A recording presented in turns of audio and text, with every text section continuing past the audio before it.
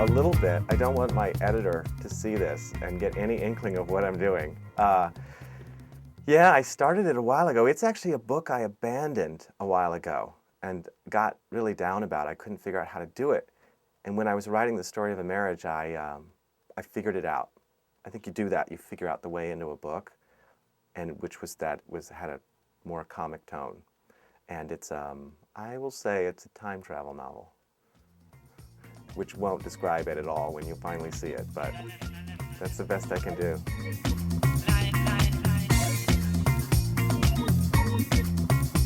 A downside to being a successful novelist? Wow, I can't imagine one. Well, I think it would be bad to be like a truly successful celebrity person that people, because I know these novelists where people get a kind of cult following and they have some strange personal attachment to them because it's so personal to read a book. It's one of the most personal art forms. So you could become very strange about the author. I think I've done that about authors. But people don't do that with me. You know, I'm not that level of author. So I'm in a good place.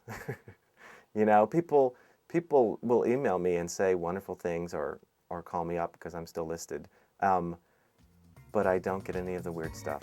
And no one's mad at me. No one's blogging bad stuff about me. So.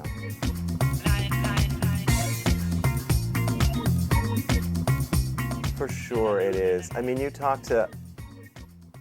It's hard to say because it's like saying strawberries don't taste the way they used to, but I have no idea. So, but you hear people talk about writing. You hear Philip Roth talk about it, and it's clear when his first book came out, Portnoy's Complaint, everyone in America talked about it.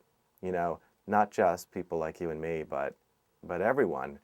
That doesn't happen. It's hard to remember that could have been the center of the culture, the way it is in Germany still. But on the other hand, you look at the lit blogs online and the book blogs, and you see tens of thousands of people checking them out every day, and you realize there's passion.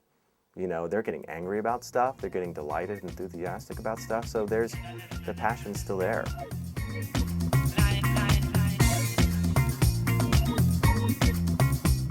Can you call and thank reviewers? I always wonder that. Like, can you, would that does that make their job, you know, obsolete if authors are thanking them for things? I know when he reviewed my book, Max Tivoli, in the New Yorker, I was at the New Yorker I think a month later, and I wrote him a note.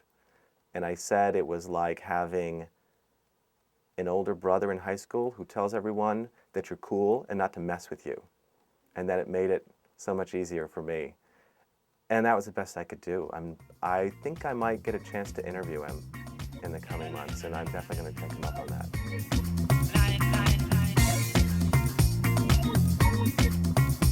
It's tough because I haven't written... My short story collection, there's a lot more gay relationships, but they're sort of young and they're unformed, because I was at the same time. And then the latest novel, there's a gay tension, hard to tell if it's a relationship.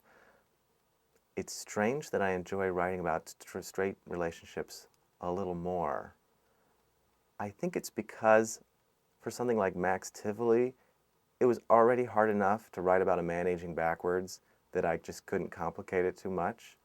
But I added a gay element to it too, just because I'm curious. What makes me most curious, because I don't write a lot of contemporary fiction, is to set all these characters in the past and see how the constraints of their time change it. So that becomes very obvious how a gay or a straight relationship would be utterly different.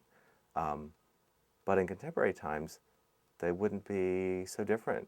Because I think now, young people, everyone's mixed together. You know, it's not like it was, in a good way.